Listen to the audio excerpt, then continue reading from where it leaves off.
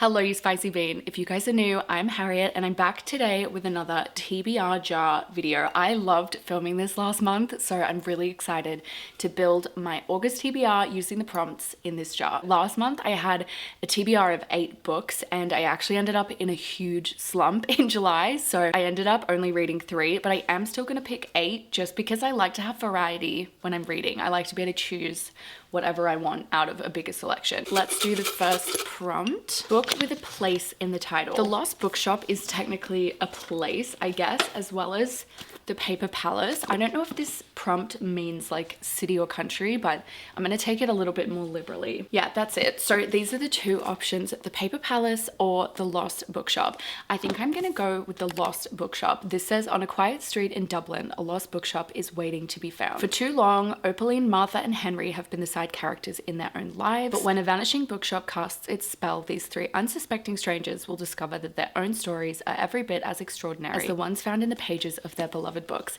This actually sounds so perfect because I just read a novel love story by Ashley Poston. If you guys haven't heard of it, the female main character gets transported into the pages of her favorite book series, and this kind of sounds similar, and I loved being in that world, that bookish fantastical world. So I'm really excited. The first book is The Lost Bookshop by Evie Woods. Let's pick the second prompt. Book you've been avoiding. Okay, I know exactly what it is, and it is Hamet by Maggie O'Farrell. If you guys have seen literally any of my book videos, you will have seen me pick this up consistently and then put it straight back on my TBR card. I don't know what it is that's made me not want to read this. I think I'll absolutely love it. If you guys don't know, it's a historical fiction about Shakespeare's son, but it's critically acclaimed. It's won awards. Like, it's meant to be amazing. I don't know why I've had a block with this book, but I am excited to finally get to this. It's also not super long. It's only 360-ish pages, so I'm excited to finally tick this book off, and I feel like maybe the winter, which it's winter here in Melbourne, is like the perfect time to pick this up. Okay, prompt number 3 is gonna be this one down here. Thriller / mystery. Oh my gosh, fun. I absolutely love reading thrillers in the wintertime, so this is perfect. I think I have a few, so I'm really keen to read Lock Every Door by Riley Sager because I've just heard really great things about this. I've read one of Riley Sager's books. I can't remember what it's called. I'll put it up on the screen. And I really enjoyed it. So this is an option. And then I also have Pheasant's Nest by Louise Milligan. This was in fact on my July TBR, but I didn't end up getting around to this. This is like such a short book too, but for some reason I'm kind of leaning towards Lock Every Door by Riley Sager. So I think I'm gonna read this one. I have no idea what this is about. Oh yeah, this is set in Manhattan in this building, and I think the building has a really dark history. I don't want to read too much else on the back because with thrillers, I love to go in completely blind, but I'm sure this will be just an absolute page turner. On the front, it says deliciously frightening. And I hope it's not too frightening because I'm a scaredy cat. I like a crime thriller more than I like an actual thriller, but anyways, Lock Every Door is the 3rd book on my TBR this month. 4th prompt is gonna be this one.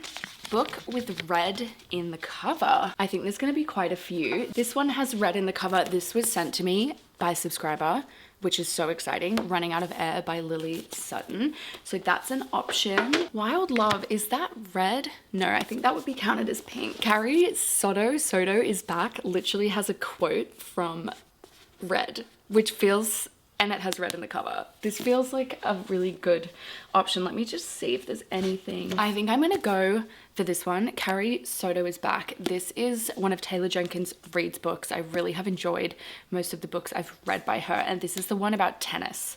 I don't know what specifically it's about, but it seems like it's about a female tennis athlete. So keen to give this one a go. This is the 4th book on my TBR. All of these books are like the perfect length so far. They're all around 350 to 380 pages, which is like, I think I'm gonna be able to get through a lot of these this month, but those are famous last words. A book that takes place in space.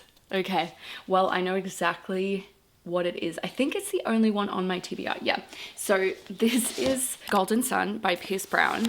This was also on my July TBR. This is the 2nd book in the Red Rising series. It's set in space on Mars, and I loved the first book. It's like a sci-fi. It's so good. And I absolutely loved the first book. I started this, got about 30 pages in, and for some reason just couldn't get into it, but I really want to keep going with this series because I've heard it's incredible, and there are 6 books, so I need to get a move on. So I'm gonna add Golden Sun by Pierce Brown to my TBR again, 2 months in a row, and if I don't read it this month, then I'm just gonna leave it until I actually feel like reading it. Okay, 6th book is gonna be, I want to go down to the bottom. 5-star prediction. Oh, that is very difficult. Us Against You by Frederick Backman is the 2nd book in the Beartown series, and I rated Beartown, the first book, a 5-star. It was absolutely incredible. This one like has the possibility of being a 5-star, but also sometimes I find with sequels they're not as good because the magic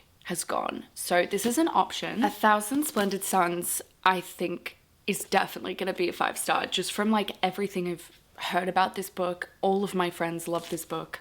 I think my parents both have loved this book, like people I really trust. This book seems to be about like relationships being family and also love relationships during the reign of the Taliban, which I think will be so interesting. I did just get goosebumps as I was describing it. So I think I'm gonna pick 1,000 Splendid Suns by Khaled Hosseini. I think this is definitely gonna be a heavier read and something that's gonna really like impact me, but I think it's a good time to read something like this. And this, honestly, I'm so shocked that I haven't read this. This is like an absolute bestseller, I would say a modern day classic. So I'll let you guys know how I go with this. I'm kind of a bit scared, but also very excited. Prompt number 7, I want this one. Ethan chooses. Oh my gosh. Okay guys, I'm gonna let Ethan take the stage. I just woke up, so. Ethan just woke up, but he's gotten out of bed to come and choose my book. So you can literally pick whatever you want, any book on this shelf. I know it's a saying, but I really do judge a book by its cover. You've read that, surely. It's ACOTAR, right? I got a slump with it, but you can choose it if you want. No, definitely not. I've heard enough about dragons fucking each other or whatever. Which one's the one where they throb each other? What's the word again for it? Not? No, you're thinking of throb. Bride. You're thinking of werewolf porn. There's just too many subgenres of porn. I can't get amongst it all. This one looks good. I'm gonna pick this one, the Dictionary of Lost Words. Let's do this one. Ooh, my kind of book. Big writing and thin. This is Pheasant's Nest. So this one, the Dictionary of Lost Words, set when the women's suffrage movement was at its height. Dictionary of Lost Words reveals a lost narrative hidden between the lines of a history written by men. I think that's really good. I think that's well up your alley. I'm gonna pick this one, the Dictionary of Lost Words. I feel like it was talking about how history was written by men and there's like hidden words. I feel like you really love words. Oh, and it says Esme. That's it. That's a sign. Esme's our cat. Oh, that is me. This one right here. Deprived of rest. Uneasy in mind or spirit. That's exactly how I feel right now. So I'm going to go back to bed because I have half a coffee still waiting for me. That's Esme, by the way, who the book is named after. Esme, this is going to be your new favorite book. You would have been a suffragette back in the day. You were such a feminist queen. Okay, so the 7th book that Ethan has chosen for me is The Dictionary of Lost Words by Pip Williams.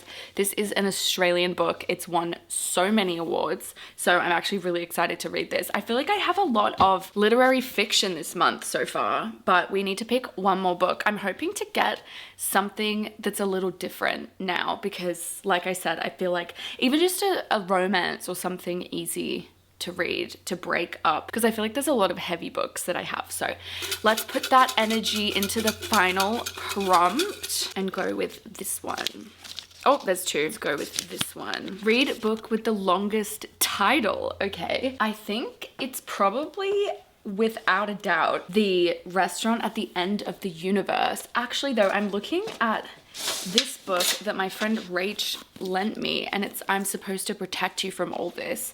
So I'm gonna have to ask ChatGPT which one's longer. I'm taking a photo of both of these books. Which book has the longer title? Let's see. I'm kind of thinking, yes, okay. The book with the longer title is I'm Supposed to Protect You from All This, which actually works perfectly. I want to do a reading vlog that involves this book, so this is perfect, but it's not exactly the lighthearted book that I was hoping for, because this book is all about generational trauma, I believe, from what my friend Rach, who lent this book to me, described. And it's about a mother-daughter relationship. It says, in I'm Supposed to Protect You from All This, Nadja explores how each generation reshapes the past and how sometimes those who love us best hurt us most. This is a memoir, so that's kind of fun because I don't have any memoirs on my TBR this month. So these are the books on my TBR. We have Hamet, The Last Bookshop, Lock Every Door, Carrie Soto is Back, Golden Sun, 1,000 Splendid Suns, The Dictionary of Lost Words, and I'm Supposed to Protect You from All This. Honestly, a very heavy reading month, I feel. I don't know why I feel like this is gonna destroy me, but also I feel like there's so many books here that I've really been meaning to read, like Hamet and the Dictionary of Lost Words and 1,000 Splendid Suns. I've been wanting to read those for literally months/years. So I'm excited to get to this. I don't know if I'm going to realistically read all of these, because sometimes after I read something heavy, I just want to pick up something lighthearted like Wild Love or Powerless or something like that. But I'm going to try my best to read as many of these as possible. Let me know if you want any reading videos on these specific books, or leave the books that you want me to react to specifically down below. And if you've read any of these books, I'm dying to hear your thoughts. So please, please, please let me know what you think. And thank you guys so much for watching, and I'll see you next week with a new video. Bye!